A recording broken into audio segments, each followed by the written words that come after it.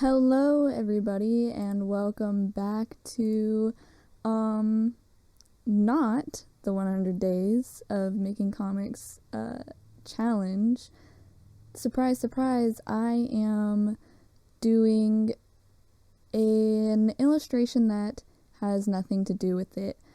This is an interesting one because it goes through so many iterations, and I like iterations in the sense of the colors. The forms and all of the like technical things, like where the head is placed for the human and like the shape of the snake and everything, like that's all basically like figured out in the first sketch. Only a couple of things change, like as I refine the line art, which in the end I don't even use any line art, but as I refine the figures, they some things change, like the angle of the arm and the shape of the head and all of that. So only like small things change, but basically the illustration sketch is how it looks in the end. Just a more rough and looser version. So most of this what is it? Speed paint. Oh my god. Most of this speed paint is me fucking around with the colors because oh my god, I actually haven't even said what inspired this. So, this is an illustration of a dream that I had a couple of years ago. I don't often remember my dreams long after I've had them. Usually I remember what my dream was 5 minutes after waking, but unless I've thought about my dream and like contemplated it and all of that after I woke up, then it won't stick. So this is one of the few dreams that have stuck with me over the years, and that category of dream is really kind of fucked up, but like in a surreal way. And it's because this dream specifically is I can't remember anything around this single image of this dream, because really the only important part of the dream was like the 2 seconds of it before I woke up. And it was that I was lying on the ground and there was a giant ass snake like hovering over me, and it had its like head just above my neck, and then it like opened its mouth and it like bit down onto my neck, and then I woke up. And when I woke up, I could feel on my neck where the snake had bit, like I could feel like 2 points of contact that were like, it's kind of like a tingling sensation, but like not tingling. It's like it's like the physical touch sensation, like the physical sensory, the sensation of physical touch. It's that version of like static sound. It feels like how static sounds. This is impossible to explain. That's an exaggeration. I am explaining it, adequately, but I feel like I'm bumbling around with my words because it's such a unique experience that happens sometimes when I dream, which is that I die and in my dream, and it always, always, always is due to some kind of head or neck injury. And every time I die in these dreams, I wake up and exactly where my injury was, there's a staticky feeling. And one time I dreamt that I was like flying around in a forest and there was like railroad tracks, and I landed on the railroad tracks, but for some reason I like fell and like collapsed, but I didn't collapse. I just like landed and then decided not to move, even though I was very much aware that a train was coming. And then a train ran over my head, and when I woke up, there was like the staticky buzz in my head, but also there was a pressure happening in my head, like a migraine with no pain. Like it was like a pressure, like my head was going to explode, but there's no pain. It's just the pressure of my head feeling like it's going to explode for like 30 seconds. And usually this like weird phantom, like staticky sensation fades when I start like moving. And I don't know, it's like really weird. Usually I have to like touch the area and like rub at my skin to like make the sensation go away completely. They don't often just like fade. Like they stick around if I don't make them go away. It's super weird. I don't know if other people experience this, but it doesn't happen often. I'd say like once every like 2 years. I've had maybe like 7 of these dreams within my lifetime. So it's like not very often. But this one I felt was the most serene, which is strange if you weren't the one having the dream.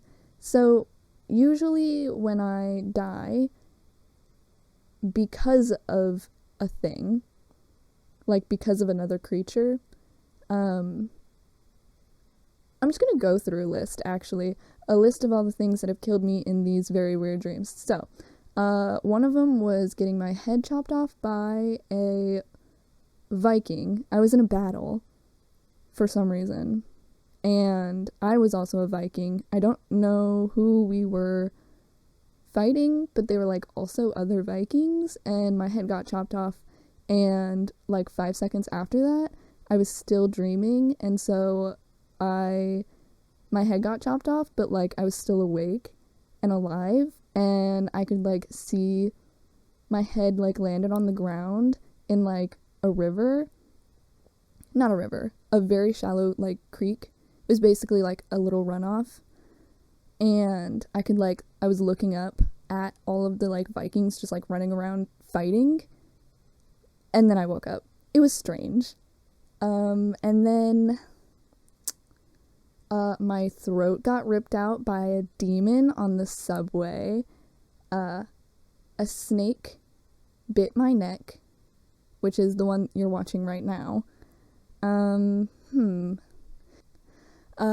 one with the train, that's one. I think I got shot in the head, like right between the eyes once.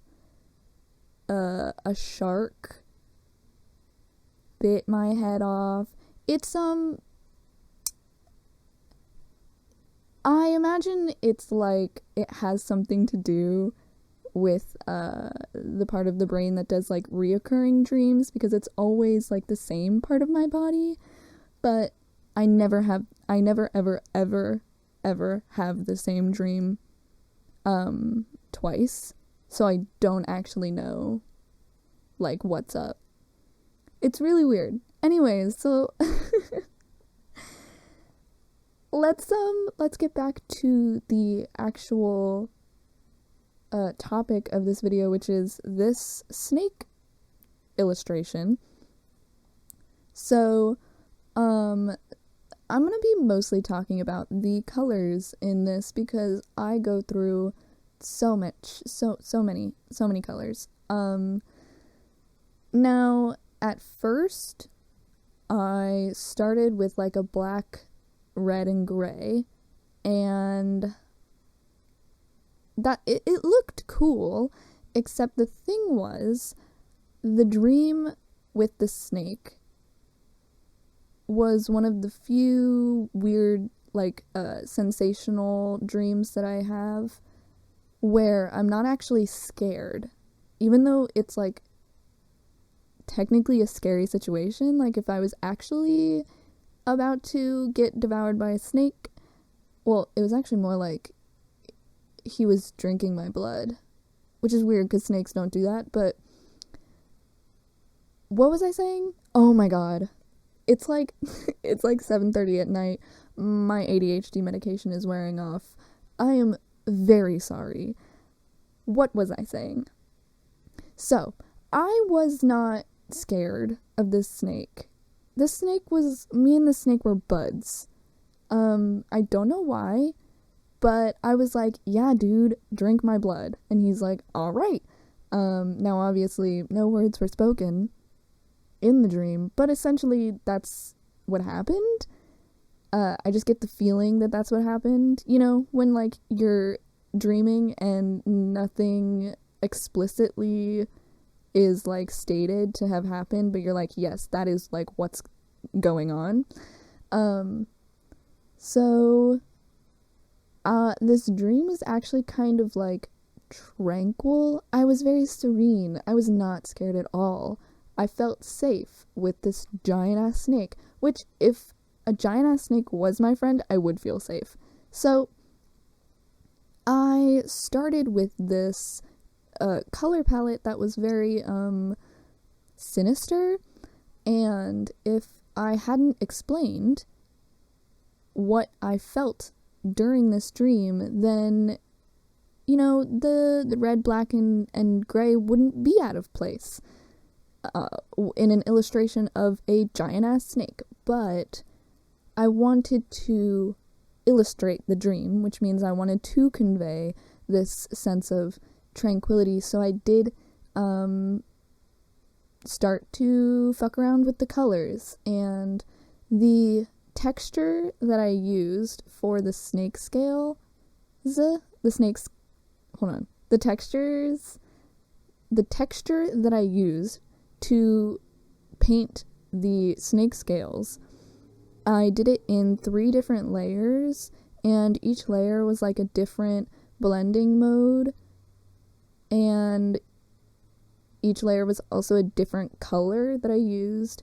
So that meant that by changing the base color, the blending mode, and the opacity, I could just like create just a wild variation in the colors that the snake was.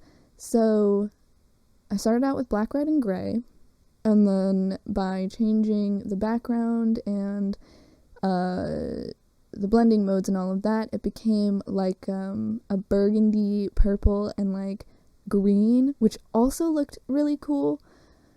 But it wasn't the vibe that I was going. Once again, I really liked the sinister, scary color palette on the snake, but I wanted something that was more serene. And so I changed the background color by like total coincidence. I was literally this entire coloring process was me just going like, I wonder what this will do, and then being like, oh shit, that's actually cool. So I changed the background color from a dark burgundy to like a really light pink, and it made the snake like iridescently like rainbow white, and I was like, oh my god, what?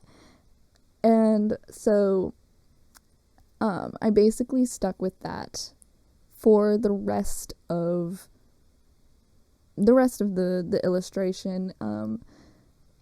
In the end, the blue shadow layer for the snake scales turns into more of a more saturated than it was in the beginning, so that it could be just more colorful. But essentially, it was. I realized that the snake was perfect as like this rainbow snake. Honestly, it was super cool. I really liked the effect that I got out of like all of this blending modes. I just really gotta take note. I gotta take note of this.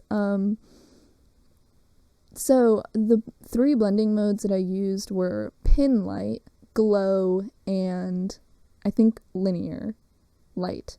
And those are all light blending modes, so they'll make whatever color you have lighter and more saturated, and it will do really cool things depending on the layers that you have below it and all of that. So I suggest to all of the digital artists out there, if you don't already, fuck around with some light blending modes with really cool colors that are like different from each other, because you'll get super fun colors. And if you use a really textured brush like I did, this brush was fuck, I don't know if it is a Clip Studio Paint default brush or if it's part of one of the multiple brush packs that I've downloaded, but it's called Pointillism, and it's basically like a bunch of dots one after the other as like the whole brush, so it creates this really cool scale pattern. I was really lucky to come across it because it's just perfect for a snake, and I had no intention of making it hyper realistic, and so I didn't really care for if the points looked like snake scales. What was important was that it, gave the impression of snake scales, which means, well, I guess like if it gives the impression of snake scales, then it does look like snake scales. I don't know. I'm not gonna contemplate the nuances of, that, because I will get even more distracted than I already am. God, this video. I would also like to say that I can't do hands by myself, unless I want them to look like ass. So, for the girl's hands, I could have pulled up a reference, but I decided not to because I am so lazy. I really was just like, you know what, fuck it. And so I fell back onto the hand thing that I do when I don't feel like looking up reference for hands, which is that I just make her have monster hands, which, I don't know if the monster hands is any better than her having weirdly fucked up human hands. I guess that's, you guys can decide that, but I went with monster hands because I don't have to think about the anatomy of fingers, which are my mortal enemy. I mean, I do still have to, 'cause it is still a hand, and they did turn out, still a little fucked up because I, once again, did not look at any reference, but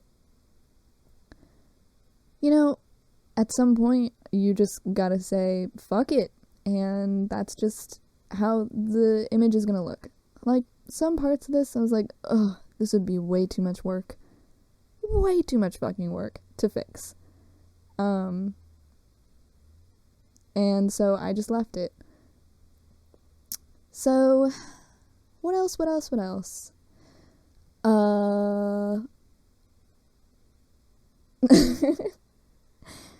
So, I guess now is a good time, since I've basically done the colors, done the flats for, like, the whole image, is to go back to when I mentioned that this, I didn't do any line art for this. So, my sketch had an intended, like, line art and everything, and the one reason why I decided not to do any lines, like this is a totally lineless piece, is because I did not feel like drawing her face.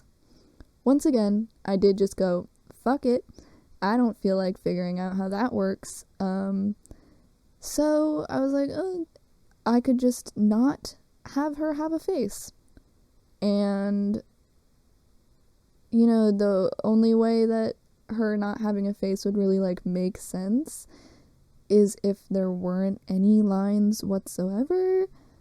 So I just didn't do that. And I did try to, like, texture her like I've textured the snake, because at first I was like, oh, it's really weird that, like, she's just blocks of color and the snake is, like, pretty shadowed and detailed in terms of, like, texture and all of that. But I didn't like how it turned out, and I spent so long on texturing her skin and her dress that I didn't feel like starting over with a different brush. And so I was like, once again, I said, fuck it.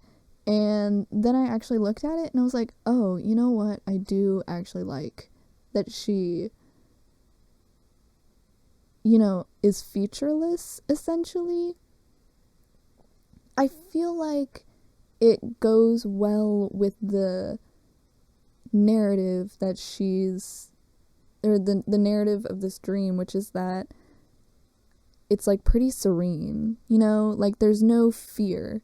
It's a big-ass scary snake, but the girl is not the one who should be afraid. Which, ooh, sounds so intellectual. But essentially, that's the emotion of the piece. And,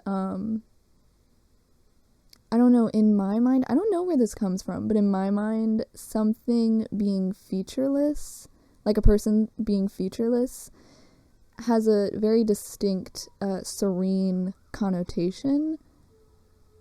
Don't know why, but it does for me.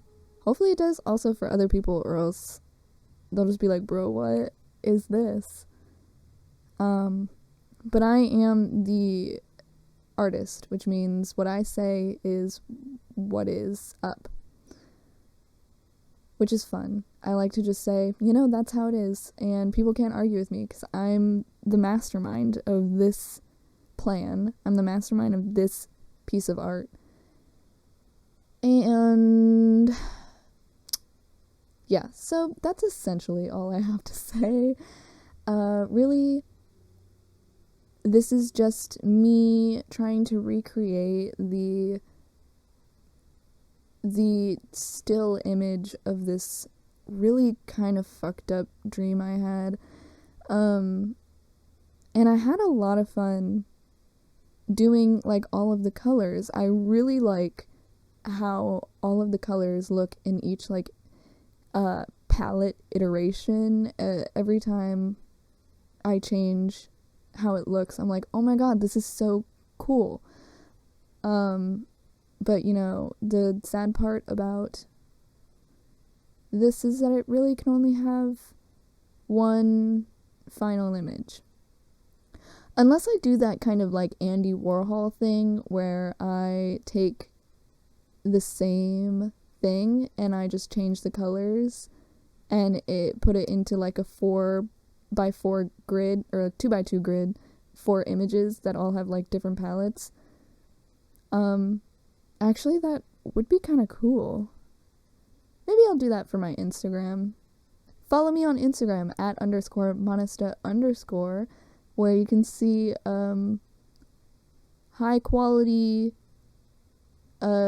images of this photo, this fucking illustration. Oh my god. You can see progress shots of this illustration as I go, and you can also see the very final image because I just hit the microphone, so sorry. I stopped recording because I was like, cool, it's done, and then I continued fucking around with her skin color for just a little bit after that, so what you see is not actually what the very, very final image looks like. So if you really want to see what the final illustration is, go onto my Instagram. You can also, if you like my personality, you can follow me on Twitter, also at _monista_. If you somehow liked this video, you can subscribe, and I will have more videos just like this coming out this month and next month and the month after that, because that's how time works. Okay, thank you so much for watching. I hope you enjoyed. I hope that this was fun for you. It was fun for me. And I will see you in the next video. Goodbye.